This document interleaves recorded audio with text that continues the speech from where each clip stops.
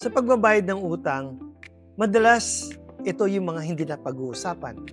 Ang pagbabayad ng utang, naku, madalas yan meron tayong naranasang stress or we feel guilty o may pressure. Okay lang yan kahit na na-overrun ka pero hindi ka naman nag-iisa dito. Halos lahat tayo ay nakakaranas ito. Imbis na mag-panic ka o sisihin ang sarili, mag-focus ka na lang dun sa kaya mong kontrolin. Tulad ng ano ba ang kaya mong bayaran? Paano mo ito babudgetin? Anong klaseng plano ang gagawin mo?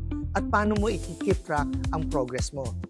One small step at a time matters more than trying to fix everything at once.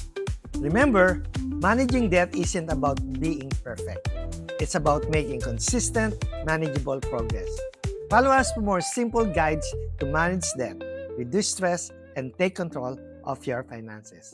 One step at a time.